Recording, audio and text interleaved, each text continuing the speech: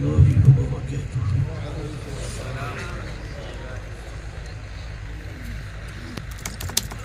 بسم الله الرحمن الرحيم. الحمد لله رب العالمين، والعاقبة للمتقين،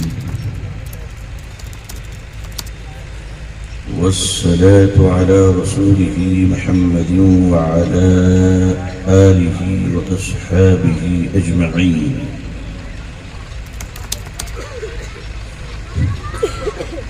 رب اشرح لي صدري ويسر لي أمري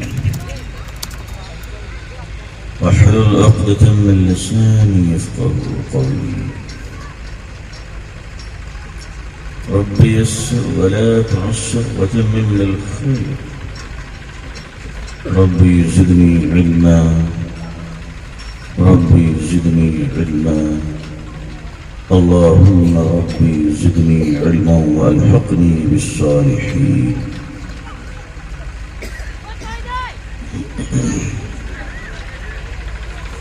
أعوذ بالله من الشيطان الرجيم. بسم الله الرحمن الرحيم.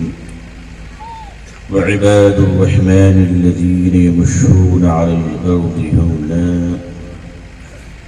وإذا خاطبهم الجاهلون قالوا سلاما.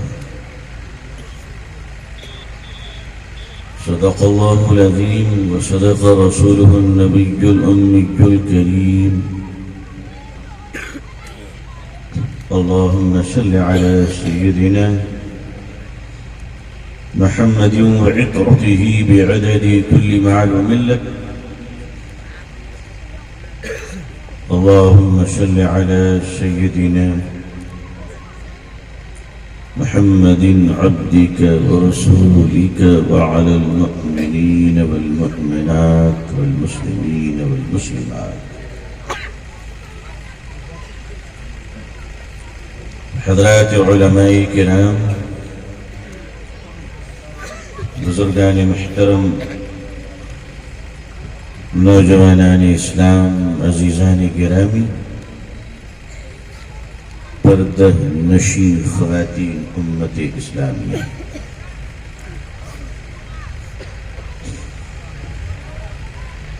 انسان کی فطرت میں بوجھ برداشت نہیں ہے. انسان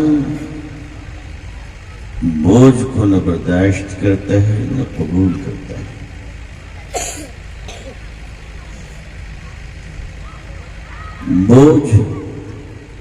بوجھ ہوتی ہے، چاہے جس شکل میں ہو.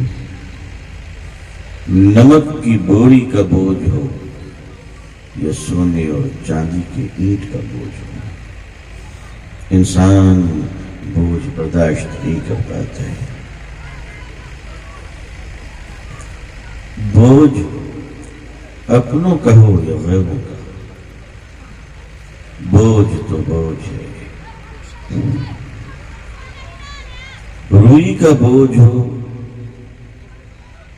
یا 500 2000 نوٹوں کا بوجھ ہو. جب کوئی چیز بوجھ لگنے لگتی ہے نا، تو آدمی اسے پہلی فرصت میں اتارنا چاہتا ہے، گرانا چاہتا ہے، پھینکنا چاہتا ہے.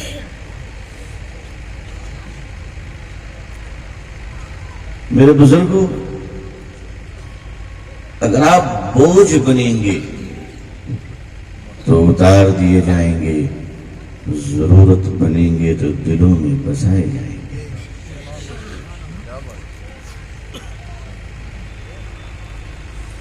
بوجھ تو بوجھ. ایک ایسا جوڑا، ایک ایسے شوہر بیوی جن کی شادی کو برسہا برس گزر گئے، اولاد نہیں ہو رہی. بڑی تدبیروں کے بعد، علاج معالجے کے بعد، طلب اور دعاؤں کے بعد 10-20 سال کے بعد کوئی ایک اولاد ہوتی ہے بیٹے کی شکل میں، خاندان کے لوگ خوشیوں سے جھوم جاتے ہیں، اللہ کا شکر ادا کرتے ہیں، اور خاندان کا ہر فرد اس بچے کو گود میں رکھتا ہے، زمین پہ اترنے کا موقع ہی نہیں کہ پاؤں میلے ہو جائیں۔ بڑی تمناؤں کے بعد ملی اولاد، بڑی خوشی اور محبت کے بعد ملی اولاد، خوشی اور محبت کے ساتھ ملی اولاد۔ ایسا بیٹا جب باپ کی گود میں ہوتا ہے تو 4-5 گھنٹوں کے بعد وہ بھی بوجھ معلوم ہوتا ہے،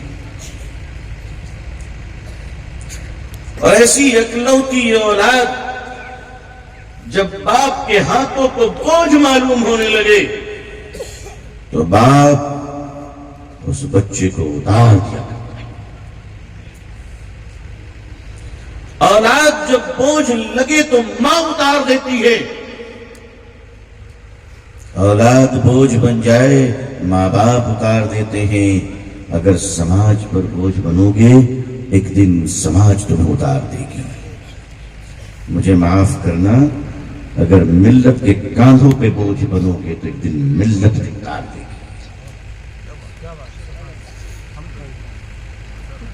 ملت بھی اتار دے گی۔ قدرت کا قانون ہے، بوجھ نہ بنو۔ عزیزان ملت، اگر کوئی آدمی سوسائٹی پہ بوجھ بنتا ہے تو سوسائٹی نکال دیتی ہے، اور کوئی شخص اگر دکان پہ بوجھ بن جائے تو دکاندار نکال دیا کرتا ہے۔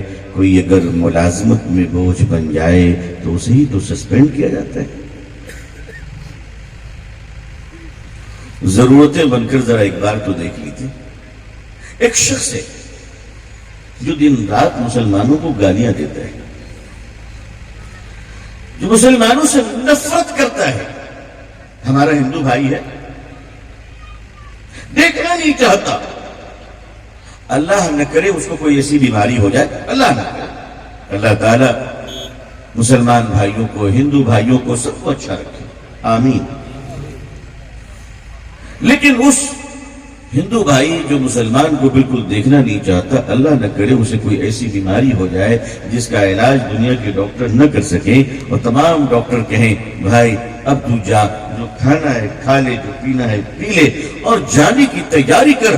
مایوس ہو کر وہ گھر میں بیٹھا ہوا ہے، کسی بتانے والے نے اس کو بتایا کہ فلانی جگہ چلے جاؤ، ہریانہ کے میوات میں نوح میں ایک بزرگ رہتے ہیں جس کو تم دیکھنا نہیں چاہتے ہو، وہ دعوت و تبلیغ کے تراشے ہوئے ہیرے ہیں، اللہ سے مانگتے ہوئے روتے ہوئے ان کا وقت گزرتا ہے۔ ان کے پاس ایک آیت ہے، منتر ہے، اگر وہ پڑھ کر تمہیں دم کر دیں تو تم بچ جاؤ گے، تمہیں شفا مل جائے گی، تمہاری طبیعت ٹھیک ہو جائے گی۔ مسلمانوں اب بتاؤ وہ گالیاں دے گا یا آ کر پاؤں پہ گر جائے گا؟ میرے کرم فرماؤ، بتاؤ کیا کرے گا وہ؟ کیا کرے گا وہ؟ اگر آپ مجھے معاف کر دیں اس اصطلاح کے لیے جو ہمارے یہاں جائز نہیں، مگر سچ تو یہ ہے کہ وہ تو بھگوان ہی کہے گا،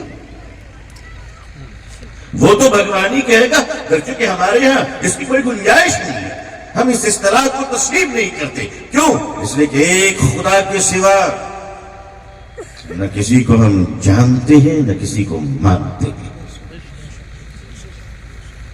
لیکن عزیزان مکرم، مجھے آپ بتائیے کہ وہ آدمی اب کیا کرے گا؟ اسے کہا جائے گا تم کہاں جا رہے ہو؟ تم اس بڑے میاں کے پاس جا رہے ہو جسے تم 100 گالیاں صبح دیا کرتے تھے، 100 شام میں دیا کرتے تھے، ارے وہاں جا رہے ہو، وہ تو میاں بھائی ہے، مسلمان ہے۔ وہ کہے گا کوئی بھی ہو، لیکن جان بچنے کی دوا جب ان کے پاس ہے تو مجھے جانا ہے۔ میرے بزرگوں، بوجھ بنو گے تو اتار دیے جاؤ گے، ضرورت بن کے دیکھو دلوں میں بسائے جاؤ۔ کبھی ضرورت کو بن کر دیکھ لو، یہ دنیا ضرورت کی عزت کرتی ہے، یہ دنیا ضرورتوں کی قدر کرتی ہے۔ آپ جتنی بڑی شخصیت ہو لیکن اگر فضول بن جائے، بیکار بن جائے، تو یاد رکھیے گا بڑی سے بڑی آفس میں، بڑے سے بڑے دفتر میں، آج کل ہمارے مدرسوں کے دفتروں میں بھی، اور سڑک پہ اور ریلوے اسٹیشن اور ایئرپورٹ پہ ایک ڈبہ رکھا رہتا ہے، کہا جاتا ہے جو آپ کے کام کا نہیں کچڑا معلوم ہو اس کو اس میں ڈال دیجیے، ہے نا؟ ہے نا؟ آپ بتائیے وہ کچڑا ایکسٹرا ہوتا ہے یا اس کی ضرورت کی چیز ہوتی ہے؟ ضرورت کے استعمال میں رہنے کے بعد اب جب وہ استعمال کے لائق نہیں ہے تو کیا کیا اس نے ڈسٹ بن میں ڈال دیا۔ عزیزان مکرم، جب تک انسان کامیاب کام کر رہتا ہے، مخلص رہتا ہے، محترم رہتا ہے، اللہ اسے اپنے مخلوق کی آنکھوں کا تارا بنا دیتے ہیں۔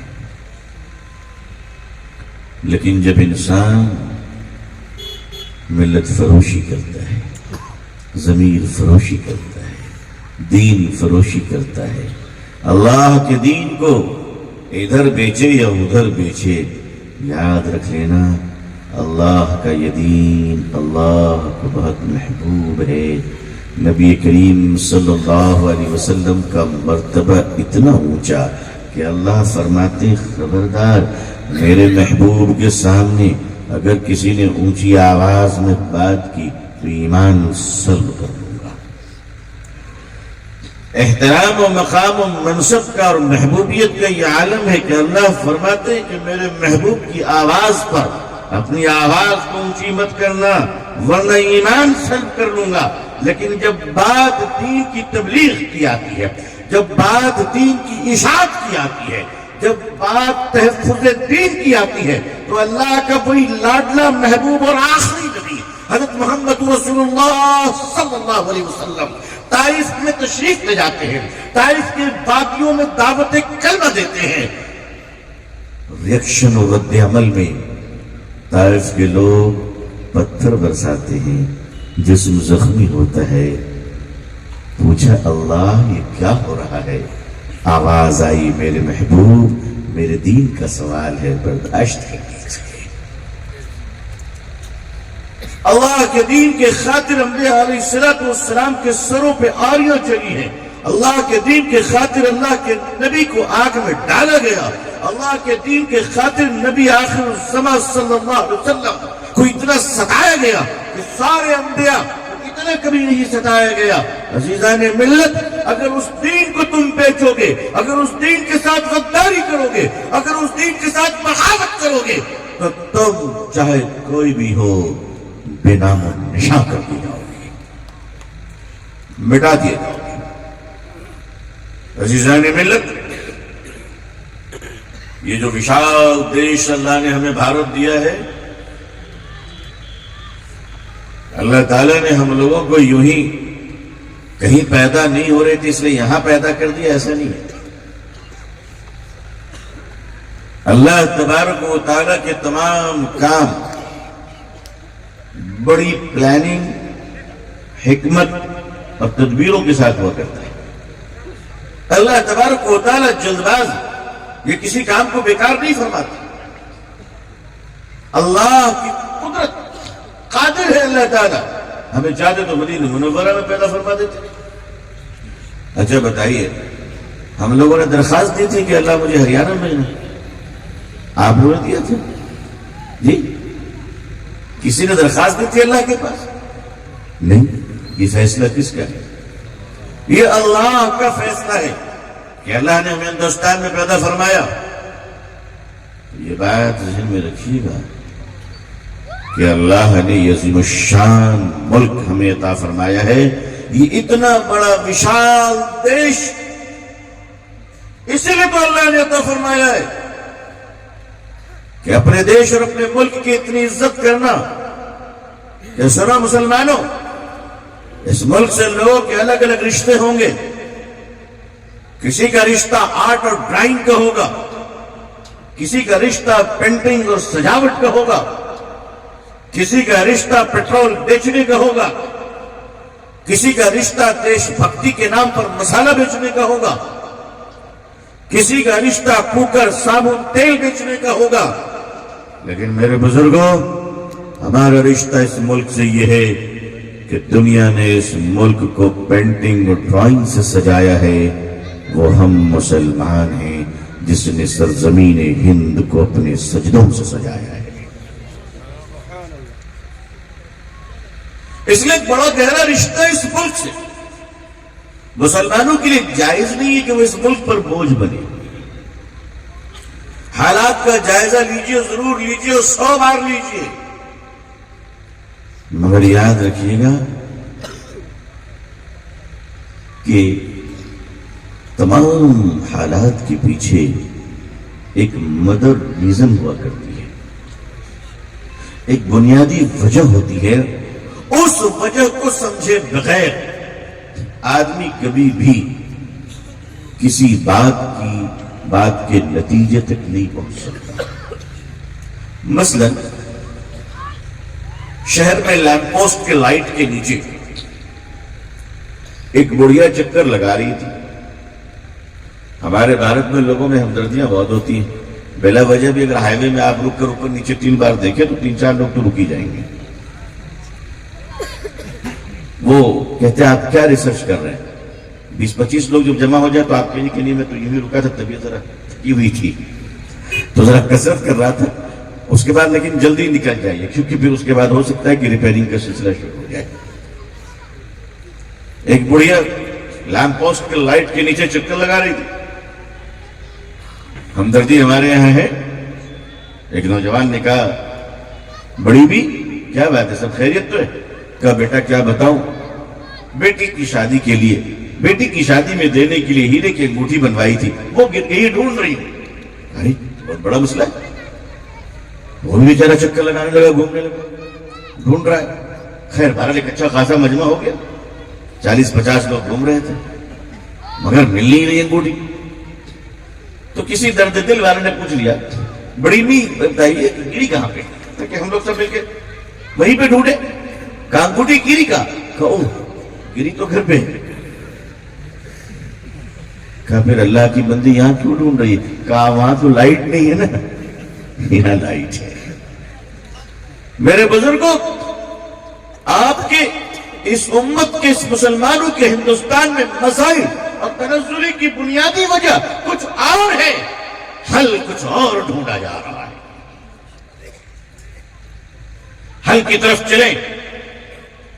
بنیادی طور پر ایک بات ذہن میں بسا لیجئے کہ رسول اکرم صلی اللہ علیہ وسلم نے امت مسلمہ کو کسی بھی سماج پر بوجھ نہیں بنایا، نہیں بنایا۔ مسلمانوں میں غریبی تھی، مجھے تسلیم ہے، انکار نہیں۔ میں تاریخ کا ایک معمولی سا طالب علم ہوں۔ مسلمانوں میں غریبی تھی، زکوٰۃ فرض ہوئی مدینہ منورہ میں۔ سال میں ایک بار زکوٰۃ فرض ہوتی ہے میرے بزرگوں۔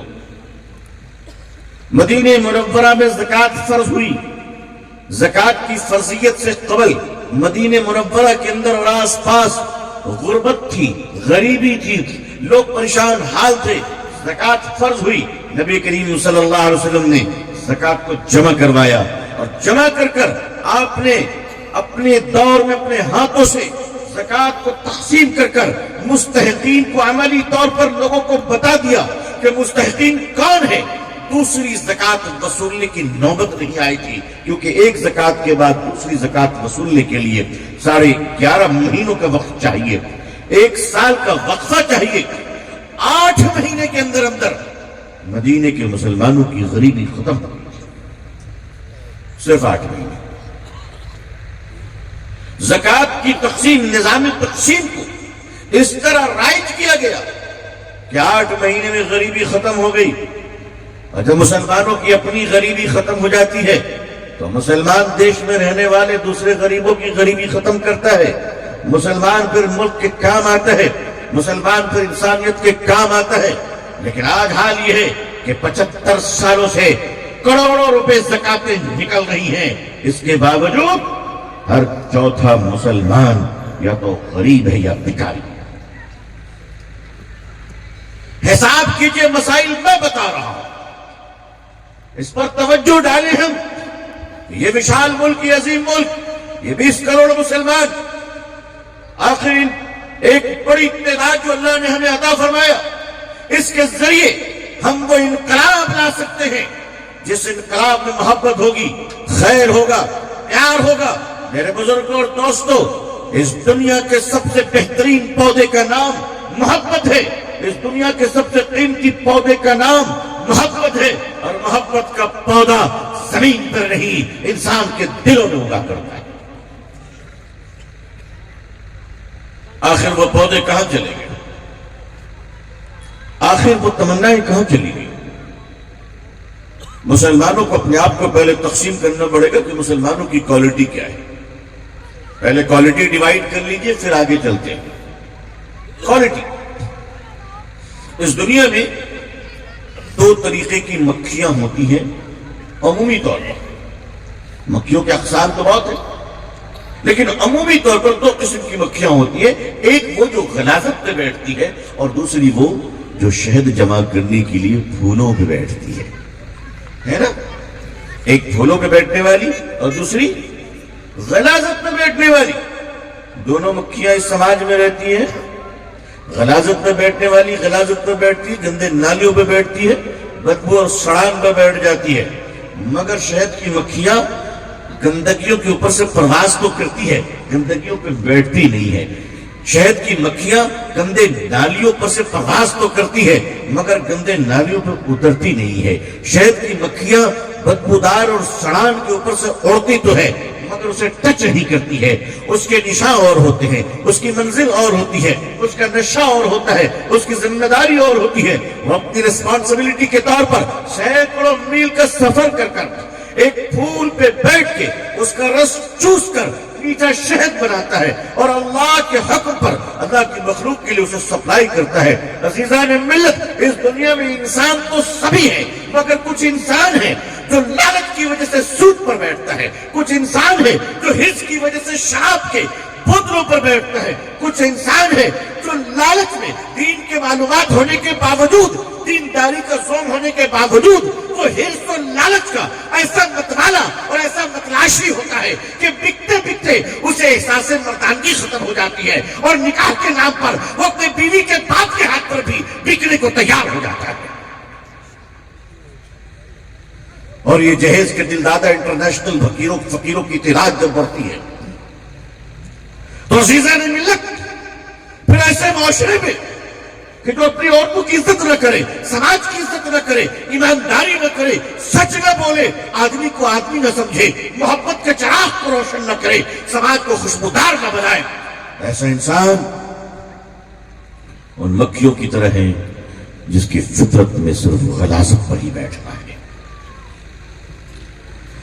ہزار باغ و گل و گلشن ہو، اسے پھولوں سے مہکتے ہوئے پھولوں سے کوئی مطلب نہیں، لیکن اس سماج میں، اس معاشرے میں ایک قوم رہتی ہے، ایک امت رہتی ہے، ایک سماج رہتا ہے، ایک سوسائٹی رہتی ہے، جس سوسائٹی کو یہ دعویٰ ہے کہ ہم محمد صلی اللہ علیہ وسلم کے فالوور ہیں۔ ایک سماج رہتی ہے، اس سماج کا یہ دعویٰ ہے کہ ہم اسلام کے ماننے والے ہیں، قرآن کے ماننے والے ہیں۔ تمہارا دعویٰ یہ بتا رہا ہے کہ تم عام مکھی نہیں، تم تو شہد کی مکھی ہو۔ تمہارا دعویٰ یہ بتا رہا ہے کہ تم جھوٹے نہیں، سچے ہو۔ جب دعویٰ اتنا پیارا ہے تو اے مسلمانوں، شہد کی مکھی پھولوں پر بیٹھنے کے بجائے تم سود خوری پر کب سے بیٹھنے لگے؟ او مسلمانوں کی جماعت، یہ تمہارے دست و بازوں کو کیا ہو گیا؟ یہ تمہاری نوجوان نسل کہاں جا رہی ہے؟ وہ نسلیں، وہ نوجوان جس پر ہمیں اعتماد ہے کہ آنے والے وقتوں میں اگر چائنا نے کبھی بھارت پر اٹیک کیا اور ہماری فوج کو ہمارے خون کی اور جان کی ضرورت پڑی تو ہم اپنے نوجوانوں کو بھی بھیجیں گے، اور ضرورت پڑے گی تو مدرسوں سے اپنے بچوں کو کفن پہنا کر سرحدوں پہ پہنچا دیا کریں گے۔ لیکن میرے نوجوانوں، تمہاری یہ جوانی، تمہارے دست و بازو، تمہاری طاقتیں کہاں جا رہی ہے؟ سنا ہے شہد کی یہ مکھیاں آج کل نشے کی بوتلوں پہ بیٹھنے لگی ہیں۔ میری قوم کے لوگوں، تمہیں اپنی نسلوں کی کوئی فکر نہیں، کوئی درد نہیں اپنے بچوں کا۔ ہماری قوم اتنی بے حس ہو گئی، ہماری قوم اتنی بے ضمیر ہو گئی ہے کہ اسے پیٹ بھرنے کا احساس تو ہے، آنے والی نسلوں کے ایمان کی حفاظت کا احساس نہیں ہے۔ میری قوم کے لوگوں، آپ کہاں جا رہے ہو؟ میرے نوجوانوں، ہمیں ضرورت ہے تمہارے دست و بازو کی، تمہاری قوت کی، تمہاری جوانی کی۔ تم اپنے ماں باپ کے آنکھوں کے تارے ہو، تم اپنے بیوی بچوں کی امید ہو، تم اپنی بہن کی طاقت ہو، تم سماج کی ضرورت ہو۔ تم سے اللہ بڑے بڑے کام لیں گے، لیکن میرے نوجوانوں، بڑی سازش کے تحت کروڑوں روپے خرچ کر کر بھارت کے نوجوانوں کو نشے کے جہنم میں ڈھکیلا جا رہا ہے۔ یہ اربوں کھربوں کا کاروبار ہے، اور نشے کے سوداگر وہ یہ چاہتے ہیں کہ دنیا کا ہر آدمی نشے کا عادی بن جائے۔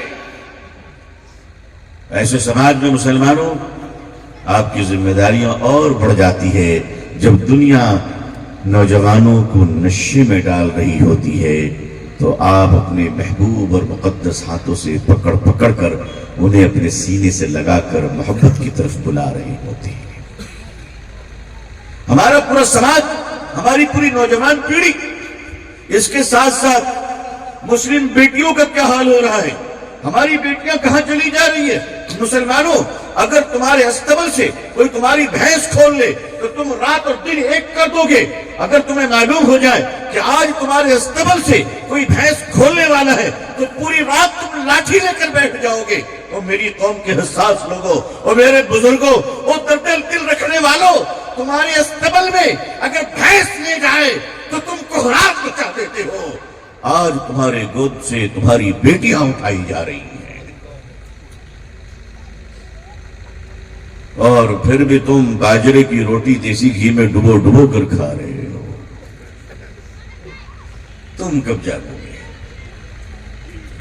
میری قوم کے لوگوں، آپ کی نیند کب پوری ہوگی؟ کیا آپ نے یہ کہہ رکھا ہے کہ ہم نہ اٹھیں گے شور قیامت کے بغیر؟ مسلمانوں کی بیٹیاں کیوں جا رہی ہیں؟ کہاں جا رہی ہیں؟ یہ اتنی بڑی تعداد میں مرتد کیوں ہو رہی ہے؟ عزیزان ملت، کیا یہ مسائل نہیں ہے ہمارے؟ اللہ نہ کرے، اللہ نہ کرے، اگر صورتحال ہی رہی تو آنے والے 25 سالوں میں اپنی نسلوں کو مسلمان باقی رکھنا اس ملک میں مشکل ہو جائے گا۔ اللہ نہ کرے ایسا ہو۔ پھر یاد رکھیے، آپ کے مدرسے ہوں گے، مسجدیں ہوں گی، علماء ہوں گے، مگر پھر ارتداد کی جب یہ لہر چلے گی تو یہ تمام اسلامی مقدسات کے تحت آپ مٹا دیے جائیں گے۔ اسپین میں مسجدوں کو بند نہیں کیا گیا تھا، اسپین میں جمعے کا خطاب بند نہیں ہوا تھا۔ ساری چیزیں ہونے کے باوجود جب صوت الحق ختم ہو جائے، ملت کو جگانے کا درد ختم ہو جائے، ملت کی بیٹیوں کے تئیں احساسات ہمارے مر جائیں، سماج کے تئیں ہماری جو سوشل ریسپانسبلٹی ہے، جو نیشنل ریسپانسبلٹی ہے، جب قوم اس کو نبھانا بند کر دے گی تو اور قومیں اگر بند کر دیں گی تو دنیا میں وہ اوپر نیچے ہو سکتی ہے، لیکن اگر یہ جرم مسلمانوں سے ہو گیا تو قرآن کہتا ہے کہ پھر اس کی سزا تمہیں یہ ملے گی کہ اللہ تمہیں سسپینڈ کر دے گا اور دوسری قوموں کو لے آئے۔ اللہ کے دین کا کچھ بگڑنے والا نہیں ہے۔ اگر مسلمانوں نے اپنے حالات کو ٹھیک نہ کیے تو قرآن کہتا ہے کہ تم ہٹا دیے جاؤ گے، بدل دیے جاؤ گے، نکال دیے جاؤ گے، سسپینڈ کر دیے جاؤ گے، تمہیں رکھا نہیں جائے گا۔ اللہ دوسری قوموں کو لے آئے گا، اللہ قوم تبدیل کر دے گا، پورے کے پورے سماج کو تبدیل کر دے گا۔ آپ سوچئے کہ جس کو نکالا جائے گا وہ خوش نصیب ہوگا یا بد نصیب ہوگا؟ کیا ہوگا؟ وہ بد نصیب ہوگا۔ اللہ نہ کرے کہ ہم لوگوں کا شمار بد نصیب ہو گئے ہو۔ نہیں، آج سے آپ اس بات پر غور فرمائیں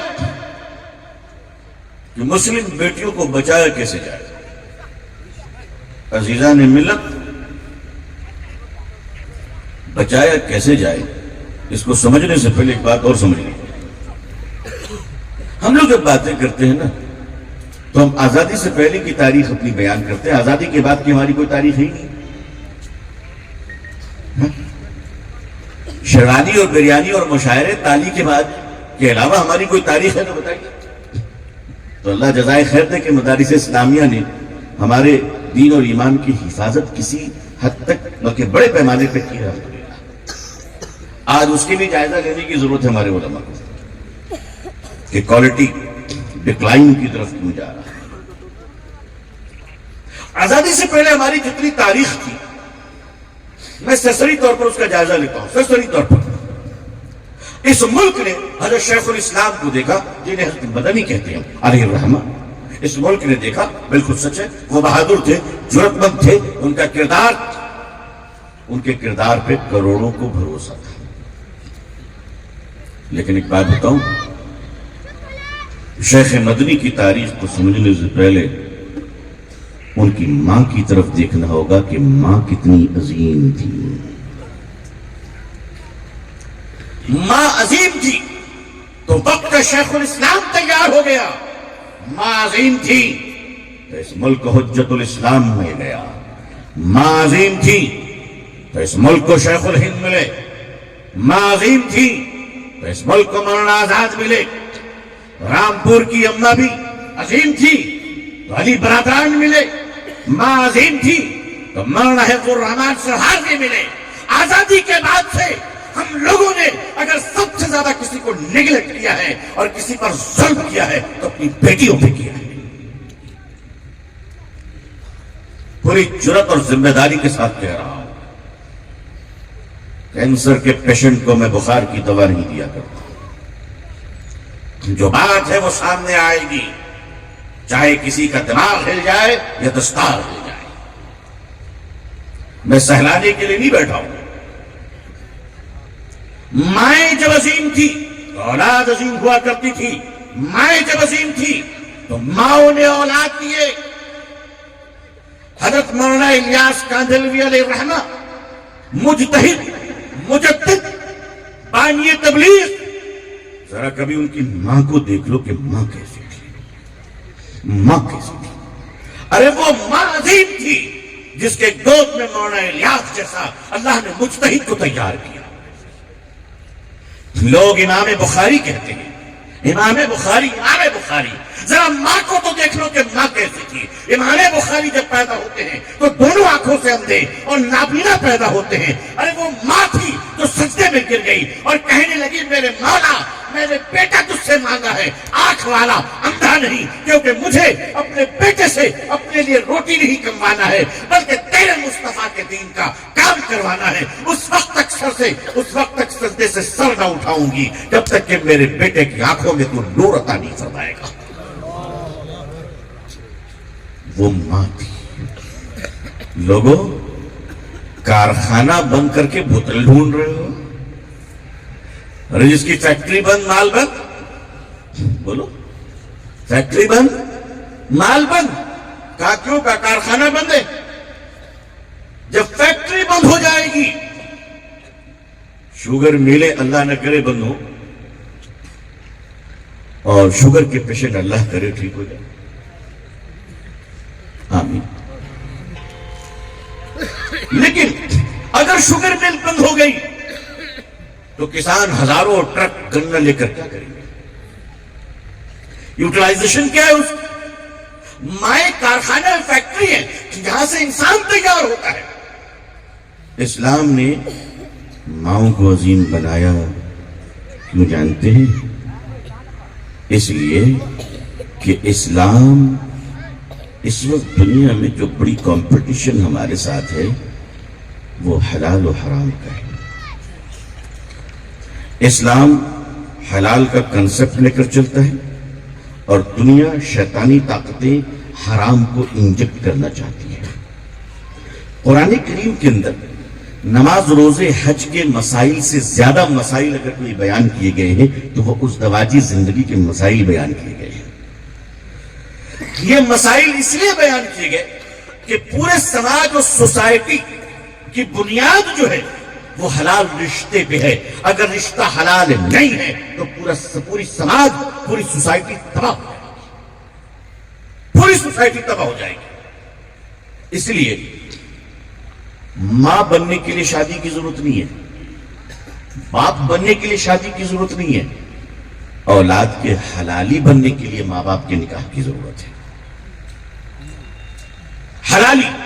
اور اسلام حلال کو سامنے رکھتا ہے اور اسلام سماج کو تیار کرتا ہے. کیوں؟ اس لیے کہ جو حلالی بچے اور اولادیں ہوں گی وہ انسانیت کے کام آئیں گی، اور جو ناجائز اور دوغلے اولادیں ہوں گی وہ کرمنل اور کرائم کے کام آئے گی. اور یہی بات سابق صدر امریکہ مسٹر بل کلنٹن نے اپنے خطبے میں کہی تھی. یہ میرے جملے نہیں ہے، مسٹر بل کلنٹن نے یہ کہا تھا امریکہ میں کھڑے ہو کر کہ بہت جلد ہمارا ملک امریکہ ناجائز اور دوغلے بچوں کا ملک بننے والا ہے. مبارکباد دے دیں. یہ کام ہم تو نہیں کر سکتے، ہمیں تو اس پر افسوس ہوگا. لیکن دجال کی فوجیں تیار ہو رہی ہیں. حلالی بچے دجال کی فوجوں میں نہیں ہوں گے. دجال کی فوجوں کے لیے انہی بچوں کی ضرورت ہے جس کے سینے میں ماں کا پیار نہ ہو، باپ کی شفقت نہ ہو، انسانیت کے دلوں کی دھڑکن نہ ہو. وہ کریش لینڈنگ کی طرح پیدا ہوئے ہوں گے، اسپتال میں پلے ہوں گے. اسی لیے یورپ کی بدقسمتی یہ ہے، ویسٹرن کنٹریز کی بدقسمتی یہ ہے کہ وہاں کی ماؤں کو اگر بچے ہو بھی جاتے ہیں تو ان کے بچے نوکرانی پالتی ہیں اور مائیں کتوں کے بچوں کو پالتی ہیں. آپ یاد رکھیں کہ سب سے زیادہ ایک عورت کی عزت کب ہوتی ہے؟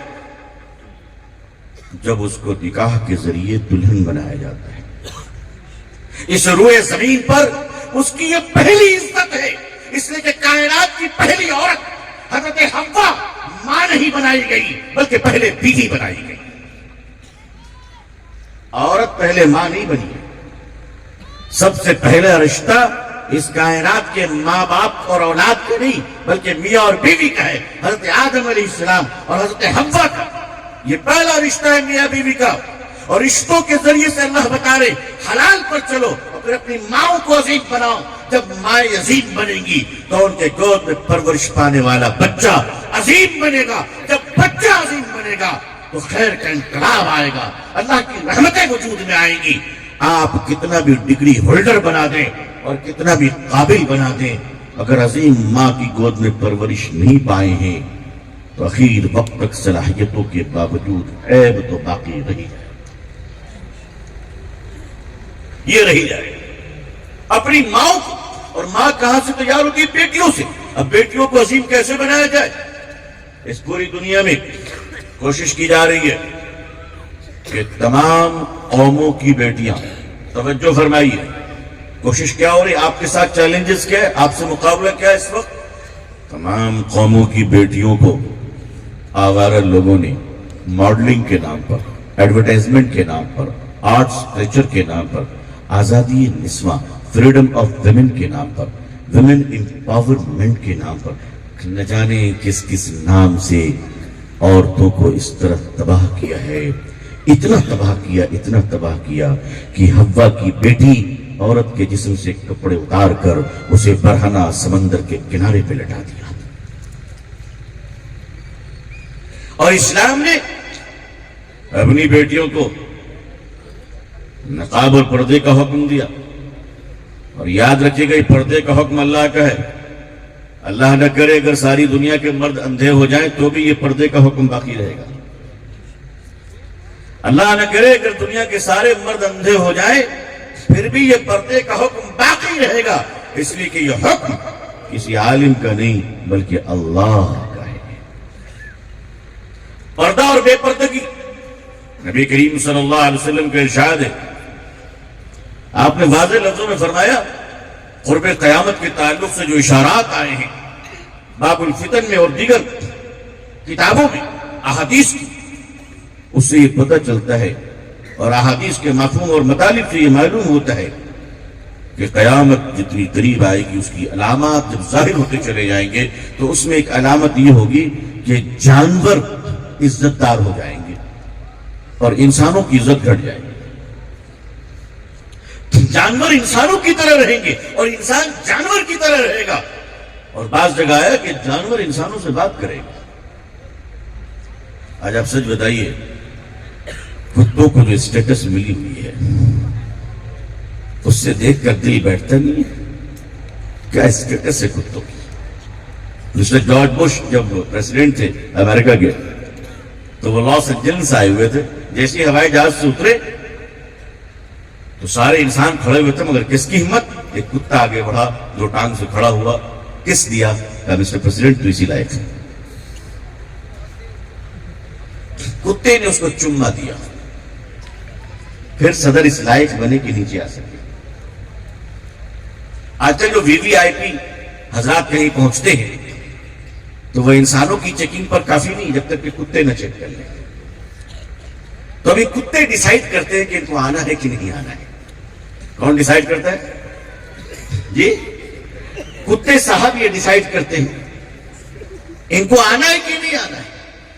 اور ہمارے پولیس ڈپارٹمنٹ میں آپ چلے جائیے, کتوں کو اسٹیٹس ہے جی, ان کو باضابطہ اسٹار ملتے ہیں کہ یہ کتے ڈی ایس پی رینک کے کتے, اور وہ باضابطہ ٹائی لگا کے کپڑا وپڑا پہن کے چلتا ہے کہ میری اوقات دیکھ لو تم لوگ.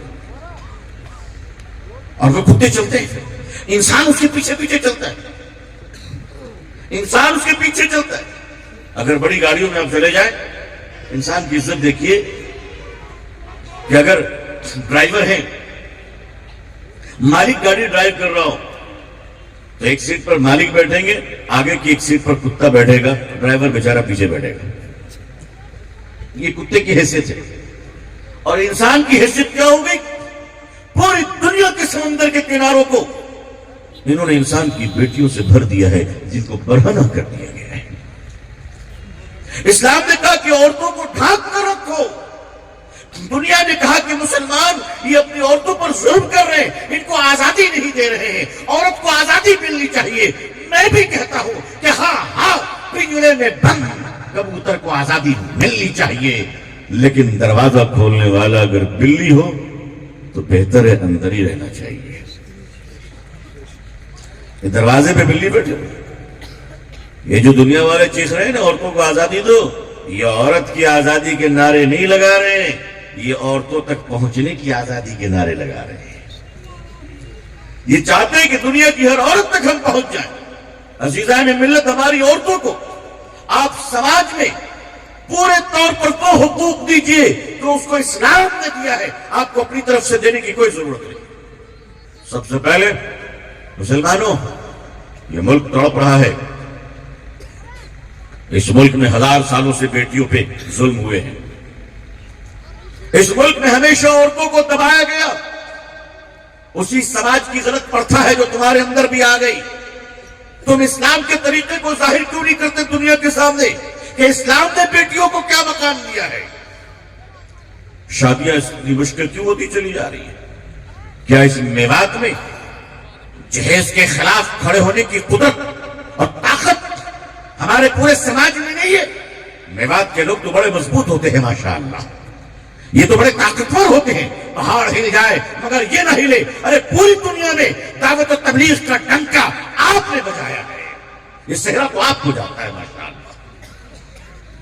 پوری دنیا میں دعوت و تبلیغ کا ڈنکا بجا دیے اور آج بیٹی کی شادی کو اتنی مشکل بنا دیا. ایک زمانہ تھا ہمارے بچپن میں کہ جب شوہر گھر میں آتے تھے تو بیویاں کہتی تھی میرے سرتاج آئے. کون آئے؟ سرتاج سمجھتے ہیں نا آپ لوگ, کہ میرے سرتاج آئے. آج کل بیویاں بیٹھی رہتی صوفے پہ موبائل میں فیس بک میں چیٹنگ کرتی ہے, شوہر داخل ہوتا ہے تو کہتے کون آئے؟ کہا یہ میرے محتاج آئے. پھر آپ لوگ تو شریف آدمی ہیں, میں دوسرے علاقے کی بات کر رہا ہوں. کہا یہ میرے محتاج آئے. ارے بیگم صاحبہ یہ آپ کے محتاج کیسے ہیں؟ تمہیں سمجھ میں نہیں آیا؟ گنو. کہا گنو. کہا اس کی کلائی پہ جو گھڑی ہے وہ میرے باپ نے دی ہے. کہا جس بائک پہ بیٹھ کے آیا ہے وہ میرے باپ نے دی ہے. جس جوتے کو بھی اتارنے جا رہا ہے میرے باپ نے دی ہے. جس صوفے پہ آ کے بیٹھے گا میرے باپ نے دی ہے، جس برتن پہ کھائے گا وہ برتن بھی میرے باپ نے دیے، جس ہانڈی میں پکائی گئی وہ بھی میرے باپ نے دی ہے، جس پلنگ پہ سوئے گا وہ بھی میرے باپ نے دی ہے۔ سب کچھ جب تیرے باپ نے دی ہے تو اس بھکاری انٹرنیشنل بھٹیارے کے باپ کے پاس اپنا کچھ نہیں تھا۔ اتنی بڑی بے عزتی کوئی مرد تو نہیں لے سکتا، کوئی مرد نہیں لے سکتا۔ جو مرد ہے وہی لوگ سنیں، جو مرد ہے۔ اب آپ وعدہ کرو انشاءاللہ کہ نکاح کریں گے تو شریعت و سنت کے مطابق کریں گے انشاءاللہ، وعدہ ہے؟ ہاتھ اٹھا رہے ایک ہاتھ نیچے کر، یہ غلط ہو رہا ہے، گڑبڑ ہو رہا ہے۔ اس چکر میں وہ لوگ بھی اٹھا لے رہے ہیں جن کی ہو گئی ہے۔ نہیں میں پھنس جاؤں گا پھر، میرے اوپر معاملہ نہیں، آپ لوگ ہاتھ نیچے کریں، بڑی مہربانی آپ لوگوں کی۔ میں نے دیکھا کہ بہت سارے لوگوں نے اس گنگا میں ہاتھ دھو لیا ہے۔ بھائی آج کل ویڈیو بنتی ہے، یوٹیوب میں آ جائے گا، گھر کے لوگ دیکھ لیں گے اور دیکھیں گے آپ ہاتھ اٹھائے ہوئے تھے تو میں تو چلا جاؤں گا، آپ کا پرابلم ہو جائے گا۔ آپ اتنا وعدہ کرو کہ آپ اپنی اولادوں کی شادی انشاءاللہ شریعت و سنت پر کریں گے، کریں گے انشاءاللہ۔ بس آپ یقین مانیے، آپ کے لیے دین کا اس سے بڑا کام اس وقت، یہ تو علماء طے کریں گے سب سے بڑا کام اس علاقے میں کیا ہے، لیکن مجھے محسوس ہوتا ہے کہ اس علاقے میں دین کا سب سے بڑا کام یہ ہے کہ نکاح سنت کے مطابق۔ بیٹی مسلمانوں، اسلام دو طریقے سے پھیلا اور آپ سے اچھا کون جانتا ہے، تبلیغی جماعت کے قربانی دیے ہوئے لوگ ہیں یہاں پہ ماشاءاللہ۔ اسلام دو طریقے سے پھیلا، ہجرت اور نصرت، ہے نا بھائی؟ صحیح ہے نا؟ ہجرت سے اور نصرت سے۔ اچھا مکے والوں نے ہجرت کی، مدینے والوں نے کیا کیا بھائی؟ نصرت کی۔ مکے والوں نے کہا میرے پاس کپڑے نہیں، مدینے والوں نے کیا کہا؟ کپڑے لے لو۔ مکے والوں نے کہا میرے پاس کھانا نہیں، مدینے والوں نے کیا کہا؟ کھانا لے لو۔ مکے والوں نے کہا میرے پاس گھر نہیں، مدینے والوں نے کیا کہا؟ میرا 2 گھر ہے، جو پسند ہے وہ لے لو۔ مکے والے سب کو چھوڑ کر آئے تھے، مدینے والوں نے سب کچھ دے دیا۔ نکاح میں بھی یہی 2 چیز ہے، ہجرت اور نصرت۔ لڑکی باپ کے گھر سے ہجرت کر کے آتی ہے، کیوں بھائیو؟ بولو ہمت کس کی زیادہ ہے؟ ارے جگر کس کے پاس ہے؟ کہنے کو آپ مرد ہو۔ دلہن اپنے باپ کے گھر سے ہجرت کر کر آتی ہے، اور مسلمانوں اور نوجوانوں کچھ تو غیرت کرو، تیرے گھر کو بسانے کو اپنا گھر چھوڑ کے آتی ہے۔ تیرے باپ کو باپ بولنے کے لیے اپنے باپ کو چھوڑ کے آتی ہے، تیری ماں کو ماں ماننے کے لیے اپنی ماں کو چھوڑ کے آتی ہے، تیرا دل بہلانے کے لیے بچپن کی سہیلیوں کو چھوڑ کر آتی ہے، تیرے گھر کو روشن کرنے کے لیے بھائی بہنوں کو چھوڑ کر آتی ہے۔ ارے وہ دلہن تو کیا، وہ تو ہجرت کر کر آئی ہے، وہ تو مہاجرہ ہے، وہ تو مکے والی ہے، وہ دین لے کر تیرے گھر آئی ہے۔ ارے او غیرت مندو، وہ ہجرت کر کر آتی ہے، تم مدینے والے نصرت والے کیوں نہیں بن جاتے؟ تم نصرت کرنے والے کیوں نہیں بن جاتے؟ کیوں نہیں کہتے ہو؟ ساس کیوں نہیں کہتی بیٹی تو میرے گھر آئی ہے، آج سے میں تیری ساس نہیں تیری ماں لگوں گی۔ سسر کہے کہ بیٹا آج سے میں تیرا باپ ہوں، اور گھر والے کہے کہ بیٹا تجھ سے کس نے کہا تھا کپڑے لے کے آنے کو؟ تو مکے والی ہے، ہجرت کر کر آئی ہے، میں مدینے والا تیری نصرت کروں گا، میری بیٹے کی کمائی سے تو راج کرے گی، میرے گھر میں تو شہزادی اور رانی بن کر رہے گی۔ یہ اسلام نے عورتوں کو مقام دیا، عزت دی۔ مسلمانوں تم نے چھین لیا تو آج تمہارے گود سے تمہاری بیٹیاں چھینی جا رہی ہیں۔ نکالی آپ طے کیجئے انشاءاللہ کہ آپ کو ایک سنگل ڈیجٹ پر کام کرنا ہے کہ نکاح کو آسان بنا رہے۔ نوجوان طے کرے یہ بات۔ میں ویڈیوز میں دیکھتا ہوں کہ لوگ داڑھی ٹوپی کے ساتھ نوٹ گن رہے ہیں، ایسا لگتا ہے کہ پہلے کسی اڈے پہ گنتے تھے۔ نعوذ باللہ، کیا ہو گیا؟ میرے بزرگوں، میرے عزیزوں، قیامت کے دن یہ بیٹیاں کھڑی ہوگی اور آپ کو بتانا پڑے گا. اپنی بیٹیوں کو حصہ دیجیے اپنے مال میں. اگر باپ کی جاگیر میں بیٹی کو ایک کیل نکلتی ہے، اٹھنی نکلتی ہے، 2 روپے نکلتے ہیں، تو مسلمانوں اپنی بیٹیوں کو وراثت میں حصہ دے کر تب دنیا سے جاؤ. اگر تمہاری بیٹیوں کے حصے میں ایک بھینس نکلتی ہے تو بھینس دے کر جاؤ. او بھائیو، اپنی بہنوں کا حق دے دو. اگر تم نے حق نہ دیا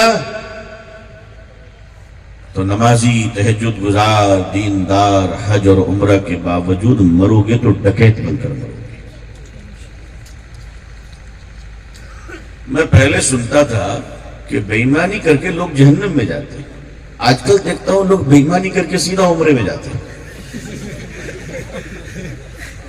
کیا امیگریشن، آپ دیکھیے امبارکیشن چیز رہا کہ کیا ہو گیا.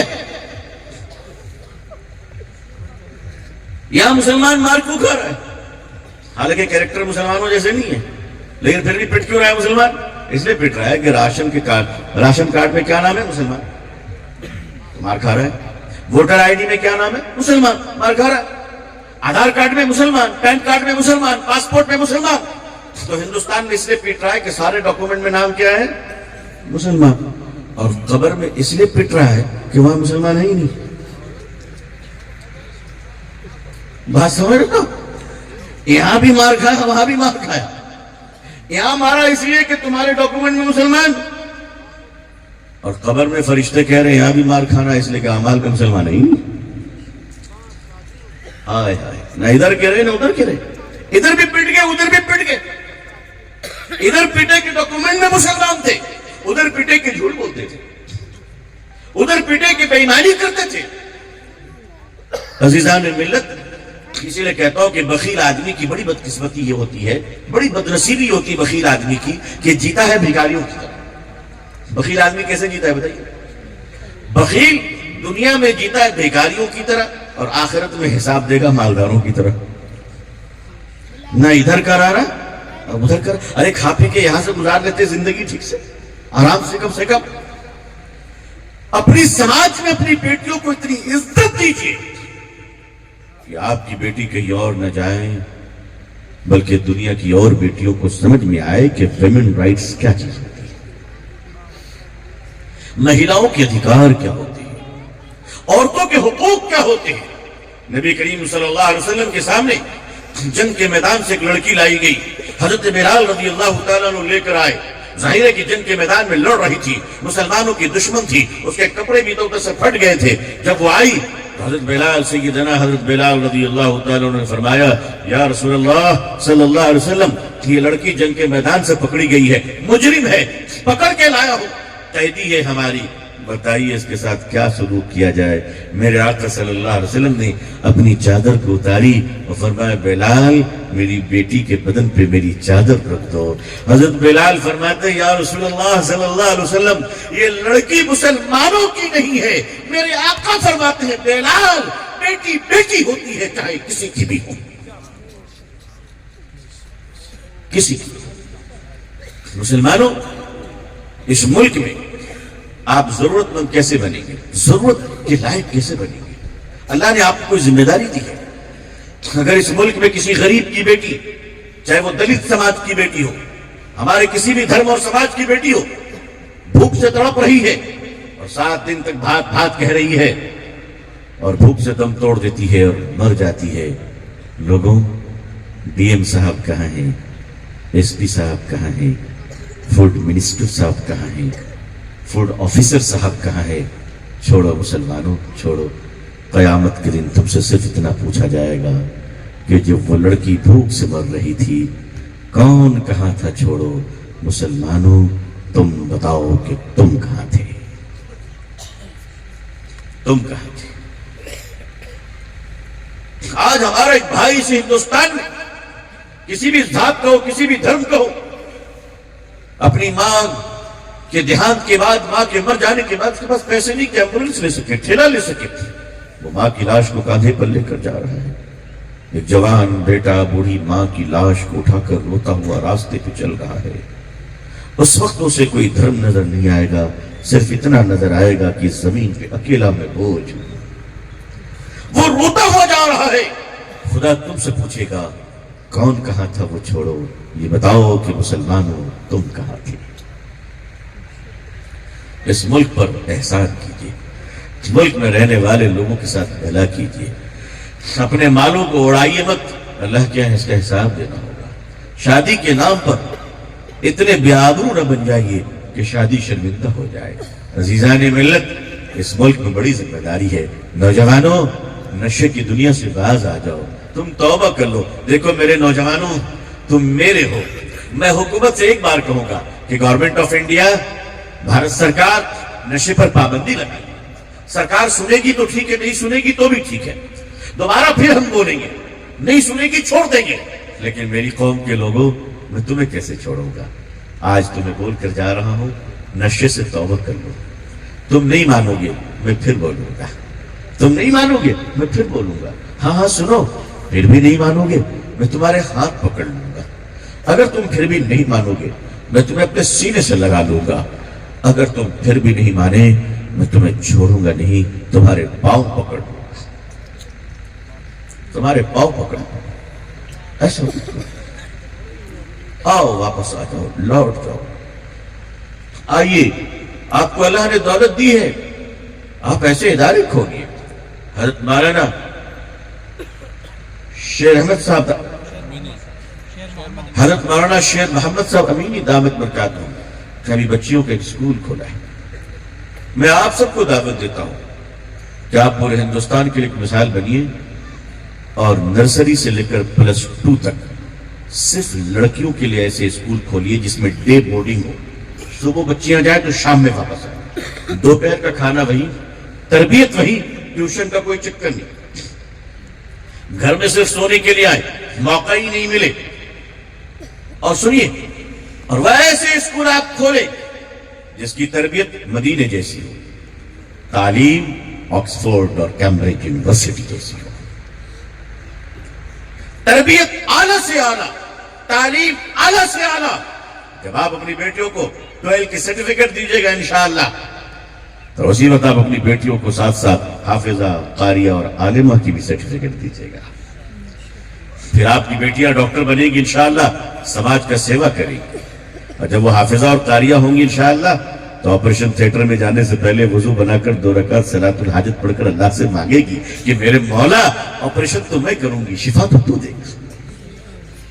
ایسی بیٹیاں تیار کرو، جب جگے تب سویرا۔ ہم نے 75 سال اس ملک میں ضائع کیے ہیں، آپ وعدہ کیجئے کب ضائع نہیں کریں گے انشاءاللہ، انشاءاللہ۔